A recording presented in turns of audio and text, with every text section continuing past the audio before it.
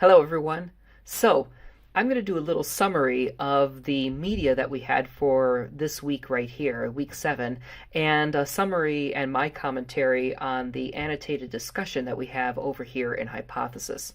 So, this first movie right here, the mobile storytelling, was all about a platform out there called Wattpad, where it's really geared towards people who just want to write, and they can go on there and start writing stories, and they usually do it in a chapter by chapter or a serialized fashion. It's basically democratized self publishing.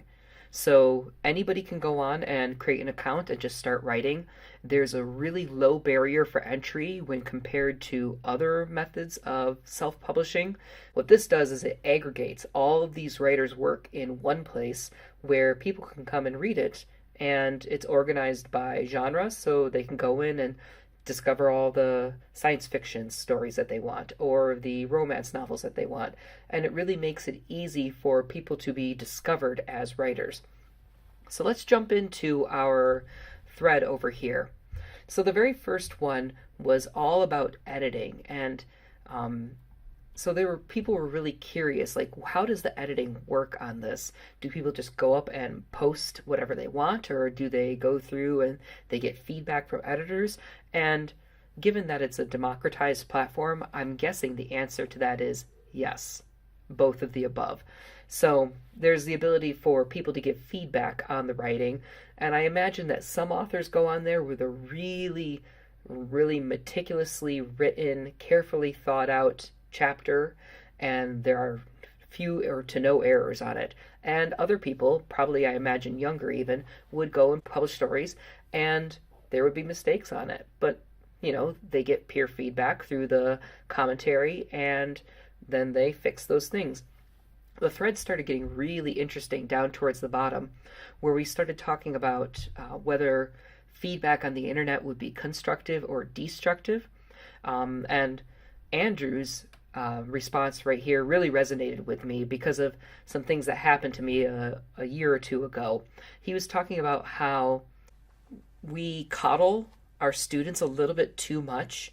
He's afraid that if people get destructive feedback, that they don't know how to handle it. And the reason that that resonated with me is a couple years back, when, as a music teacher, I was told by an administrator that I shouldn't give critical feedback. I shouldn't tell my students that they were doing things incorrectly because it would hurt their ego, it'd make them feel bad about themselves, and it would just kill their love of making music. And I thought that was rather silly, because I guess if kids were completely ignorant about how well they were doing, then they would just be blissfully ignorant. But that kind of joy is really shallow.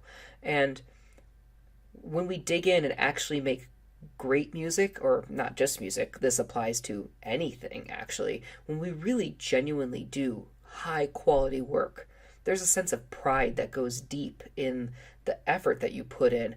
And you need that criticism to do that. It's part of the feedback loop. And if we never give that criticism, we're really setting people up for failure as they exit out of school and go into the quote unquote real world, where they're going to get negative feedback, even destructive feedback all the time, if they don't know how to deal with that feedback in a positive way. So Andrew, I'm right on with you on this one here, man. So let's get down to the next thread.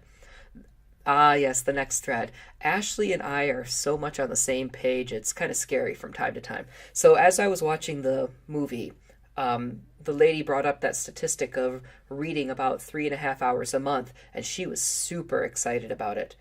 And I was thinking the exact same thing, like 3.5 hours over an entire month? Yeah, that's really not as much as you think it is.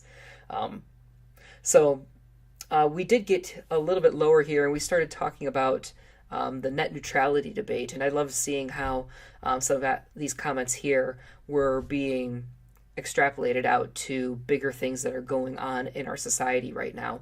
And another interesting little rope in here talking about capitalism and the old model for publishing. which I think this is really interesting. I actually think that this model right here is actually going to be really, really good for the publishing industry because beforehand, the publishing industry had to really seek out authors that they felt would be good, but it was always kind of a gamble with a new author. You never really knew if you were going to find somebody that, would be able to you'd be able to sell their work with. But with this, you just have to you just look at the stats, look at who's getting a lot of readers in, and start making offers to them.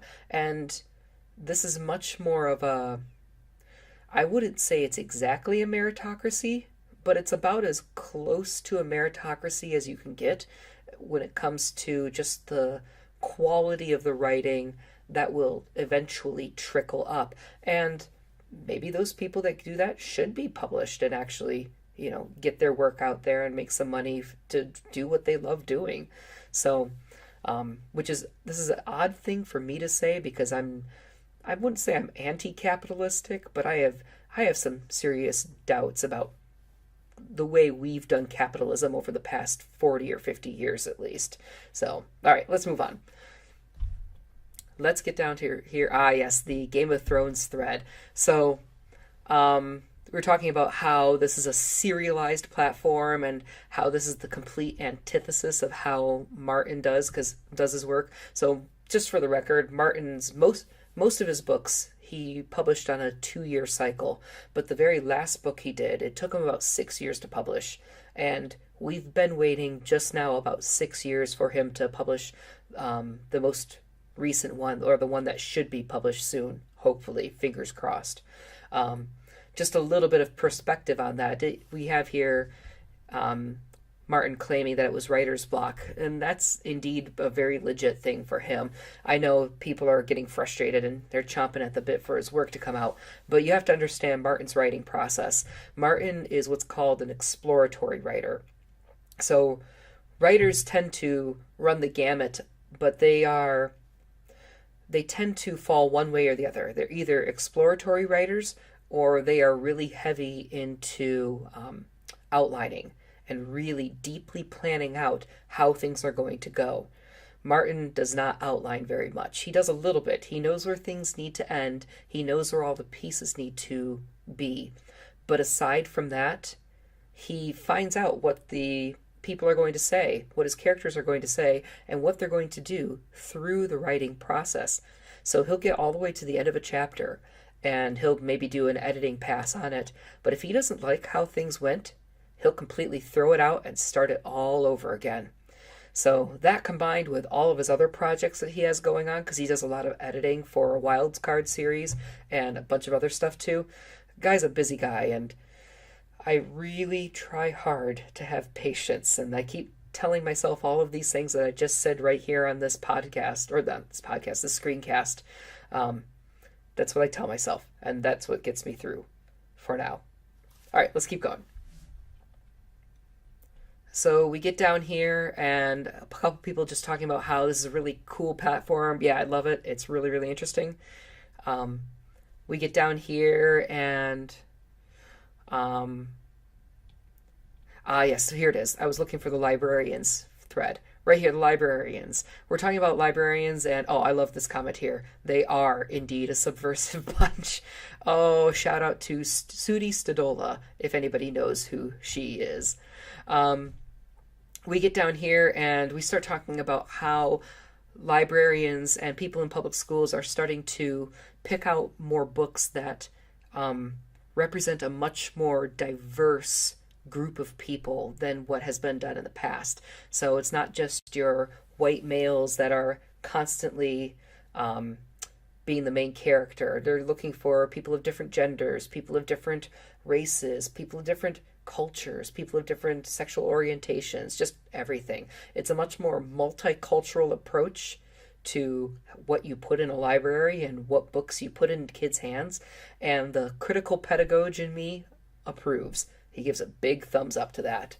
So let's scroll down here. Yes, we have the books are not dead, the obligatory books are not dead thread. And I have to say that I'm with you guys on that one. It depends on the context. If it's academic writing, I tend to actually prefer that to be digitized on a tablet of some kind. It's easier for me to carry around a whole bunch of academic papers or things to just read and comment on. If I have a tablet, I can highlight things, I can annotate it, I can copy and paste it out. It's just a lot easier.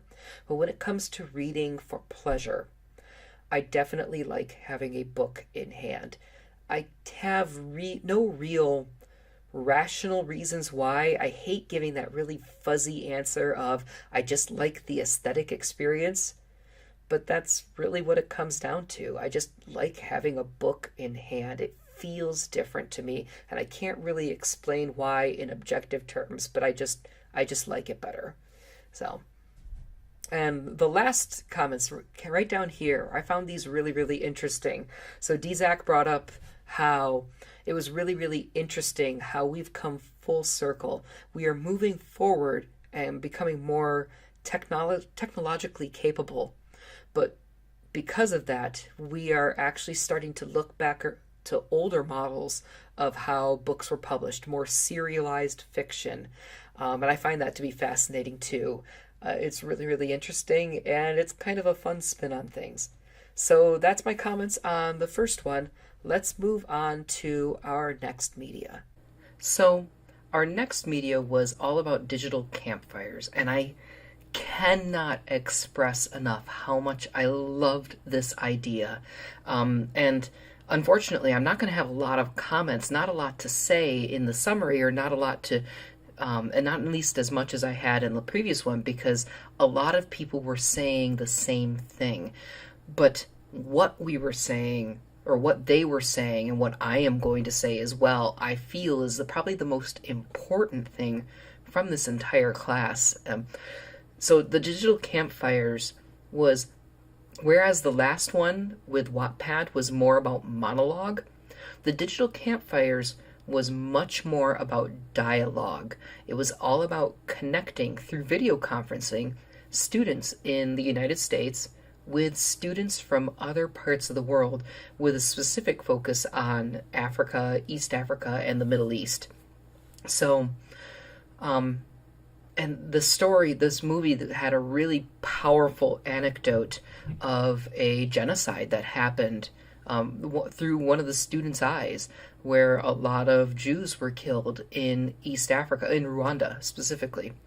And just, you could see how it was very impactful on the students in the United States. So I guess let's dig into the comments here. So right off the bat, we have two comment threads, or one comment here and another one that's very related, and it's all about saying how when you read it, it's the quote was, it would have just been numbers to me, and instead talking to the people made it real.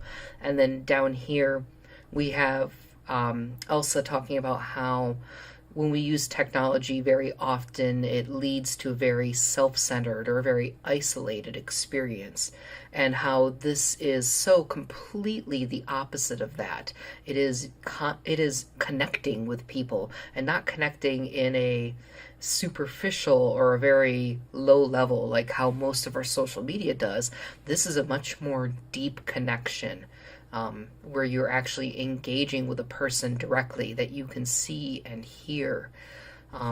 And just, it was really just powerful, the whole thing. And I agree completely with the vast majority of these comments here. Brad, you said this was, in your opinion, that this is the best of digital storytelling. I'm right on board with you. I couldn't agree more. And we're talking here, down here in this part of the comment thread, about how we teach empathy and compassion and awareness, and how this is a tool that we are completely just missing in our current pedagogy. Andrew asks, if they weren't connected to the internet, how were they able to do this? Well, It's possible that they were connected to the internet by that time, or maybe they just did satellite internet, which you can get anywhere in the world for just a ridiculously expensive cost, of course. But if this is an organization where they can make that extremely cheap, or if it's being donated to them, or if they're just willing to foot the bill, then maybe that's how they did it. So we get down here and we start talking a little bit about soft skills versus hard skills and finding a path forward, and how this can help to really build some of those soft skills. Talking here about how it's scary to think about how our kids are moving forward. And I do have to say that I just recently had a career change. I was a music teacher before this, as many of you probably know, and for the past year I've been a technology teacher. I moved back to Michigan, back to my home state, and out of Colorado, where I've been teaching for 10 years before. And I have to say that I don't feel I really strongly have a career path. I have a direction. I know what way I need to head, but that's roughly similar to saying, I'm in the woods and I need to head east because I know there is a stream that way. Do I know the exact way? Do I know the strict path forward? No, not at all. But I know I need to head east. And that's about the best we can get right now with how things are. And I don't know if that's going to change. It's just the way our society is going. So, well, let's move on a little. Ashley said that basically was really frustrated, like, why don't we do this more? And there was a little bit of more response down here. Brad, you said that you think it's time that it's due for a resurgence, and I'm all on board for that. Although I do have to say there is one strong, I'm going to sound trite when I bring this up, but it is a strong logistical factor you have to take into consideration. The biggest reason why we don't do this right now is right here.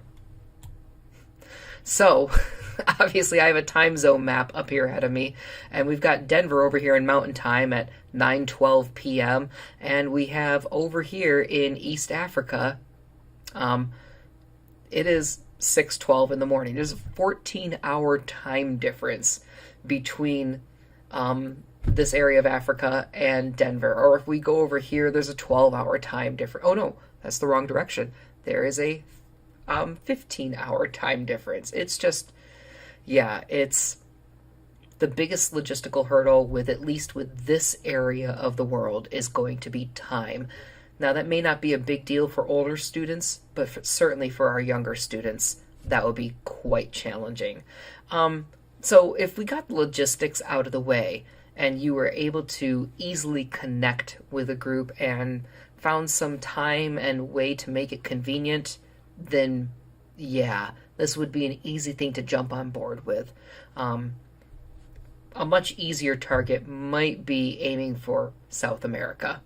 So I remember somebody mentioned in one of the comments that she's a Spanish teacher, and yeah, this would be a whole lot easier to target South America than it would be to target somebody who's literally on the other side of the planet.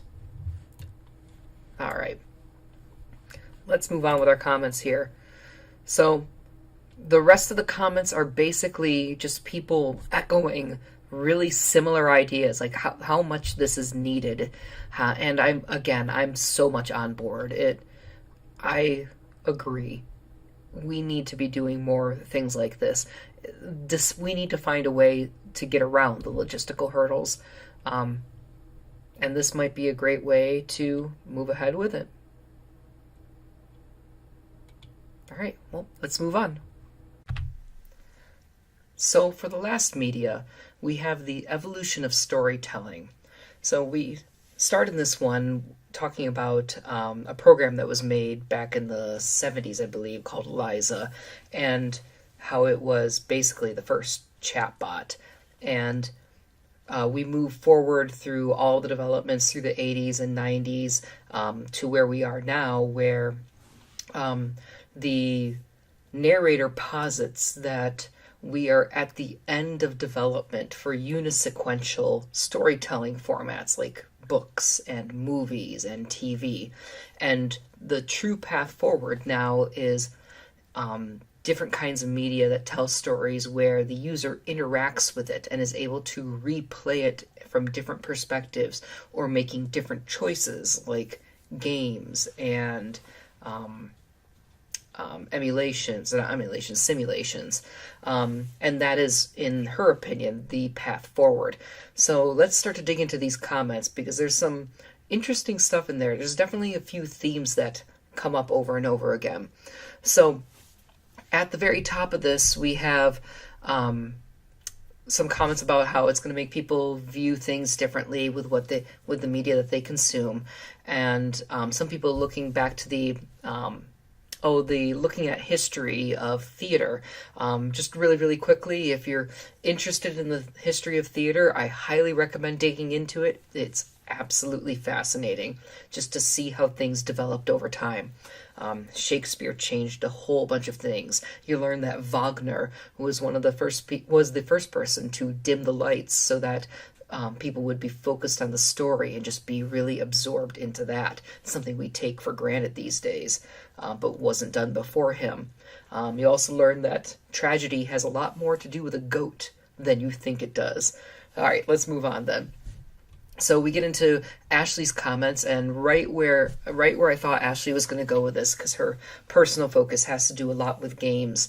So she starts to dig in, and she really highly recommends looking into Taylor Black's research. Oh, that's a little bit lower, but I'll also chime in and saying, if you are highly interested in game research on gaming in education, gaming and learning, in addition to Taylor Black, look into Daphne Bavelier, of course, and James Gee, two great researchers that have literally wrote the books on games and learning.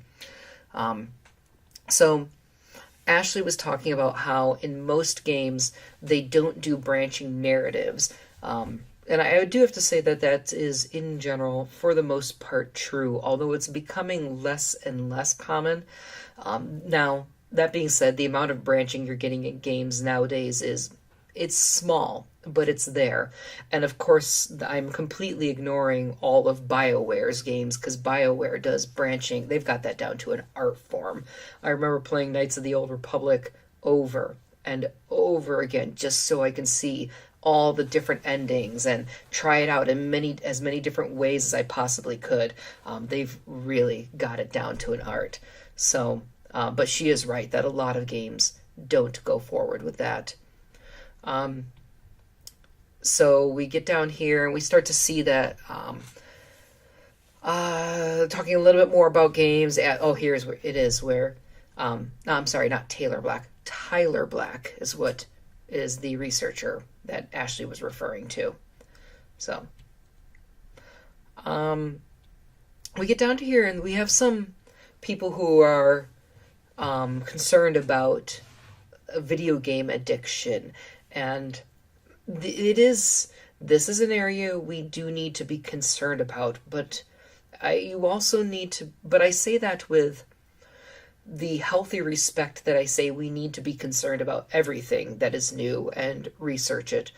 A lot of this stuff that we see with addiction, with video games, or addiction with being on the web, I strongly hypothesize that it is just the same stuff that we saw before, but because technology is an easier fix dopamine-wise, instead of people being sucked into books and not interacting with people, or people being sucked into playing a board game or doing a hobby over and over and over again, now technology is the thing.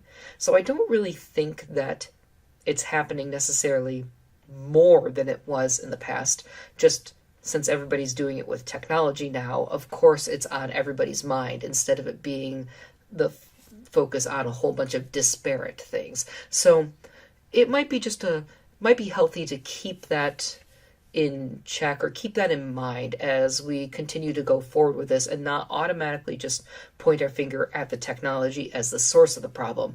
The technology might actually be the symptom, but not the source of the problem. All right, so let's move on. So if this is the one I think it is, yes. So we have people here who are talking about how they really feel that they're old school, and that as soon as the word game is brought up, they just sort of check out. And that's not really what they feel is the way to go forward with a lot of this. Or if they do, it's that they just have a hard time connecting with that. And to which I partially say, hey, great, all the power to you. You know, we aren't expected to all like the same things in the world. I am, as you probably heard from my previous comments, I am fully on board with games in education, but it has to be the right games in education. We can't literally just throw anything in there.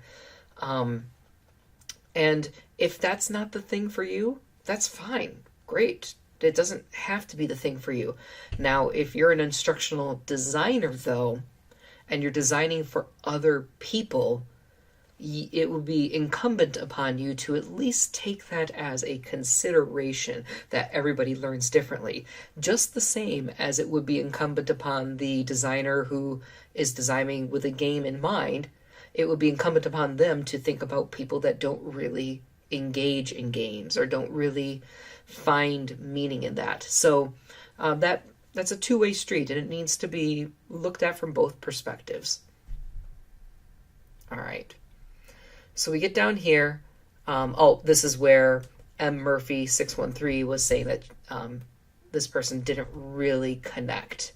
I'd be curious to see why they didn't connect too. Maybe it was they just didn't play games when they were young, or maybe it didn't really call to them. But yeah, might be interesting. I'm a firm believer that there's a game out there for everybody. Just sometimes finding it is the hard thing to do. Some people here were talking about how they were questioning how the narrator asserts that unisequential forms of entertainment are basically at the peak of their evolution. They're not going to go any further with that. And I do have to say, I'm with you on that. I still think we have more to grow, much more that we can explore with unisequential forms of storytelling like movies and books. Just recently, even, we really started, I mean, this is not a new idea, but we started really experimenting in the 90s and even recently, in the past decade or so, with non-linear storytelling. I mean, Pulp Fiction by Quentin Tarantino is a great example of non-linear storytelling. Memento, another example with that. And there's a lot more that we can do with that. The idea of a really well-crafted storyline, I don't think that should be dismissed. Now, I know that you can have different kinds of storytelling formats that do give different perspectives and give different outcomes and have them all be well-crafted experiences. But if you take the amount of time it takes to develop 3 or 4 or 5 different storylines that all weave together and having them crafted into each amazing experiences, but then take that same amount of time and apply that to crafting one storyline, you're going to get a vastly different experience from the one versus the 4. So I still think there's a lot of room that we can end up growing with this, because it's not just all about graphics and bang and watching the explosions. There's still a lot of interesting storytelling that can be done. And somebody comments down below about how many different versions there are of Cinderella stories. And yes, unfortunately, for every gem that you're going to get that's amazing, you're going to get a whole lot of crap with it. So, but that's just been the nature of media forever. So all I have to do is point to genres like science fiction, which I absolutely love, but I wouldn't read 99.5% of it because it's just really badly written.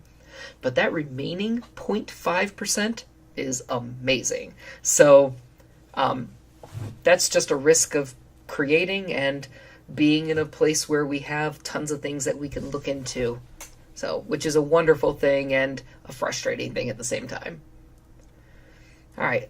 Monica had an interesting comment down here where she said, while I do see tremendous value in immersive multimedia learning tools, sometimes I worry about the possibility of it restricting imagination.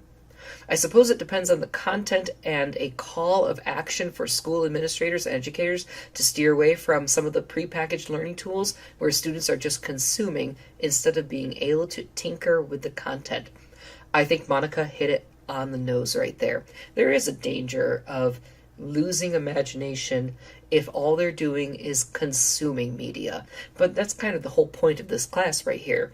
So we are gaining the tools necessary to teach our kids to be the creators of the media as well. So I think Monica is right on par with that, but I don't think that it's a strong concern as long as we in education keep our eyes on teaching our students to be creators. Some funny comments here about Siri being a therapist, and Westworld, yes. Here was a thread that was talking about the evolution of storytelling and AI getting involved in this one. And this thread didn't go very far, but it would have been really interesting to see how far it goes. I'm really interested in machine learning and artificial intelligence, and it's a brave new world we're looking into, but I'm excited about the possibilities. Right here we have a really interesting point again from Monica Beal. Monica says that down here in her last paragraph, she wonders if games like what we saw for picking the Darfurian to represent their camp, if it can inadvertently teach very ethnocentric ideas about different cultures. And that is absolutely a concern. I don't know if that's a concern for the game that was specifically in the example, because that game was designed on purpose to try to teach the perspective of somebody who's in Darfur. It was designed by people who had been there and had worked with Darfurians. And so while I don't know if that was a specific good example, but she is absolutely right, though, that it can promote a very ethnocentric perspective. And that's because a lot of games, the focus is through one player's perspective anyways. So not only do you have the filters of the game designers, but you also have the filter of the perspective of the character, the main character for that game. So there is the danger of telling a single story, alluding back to the media that we had a couple weeks back. So that is absolutely a concern. She does bring up here how she wonders if playing a game would not be the true connection that we need to these people and this situation, though. And instead, we should be looking at something like what the Digital Campfires is doing. And I do have to say that it comes down to, what are you trying to teach? If you're trying to teach the connection, if you're trying to get people to understand at a deep emotional level, then the Digital Campfires is absolutely the way to go. If you're trying to teach how the systems work, then interacting and being able to manipulate the variables like you would in a game or a simulation would probably give a deeper understanding of how the system functions.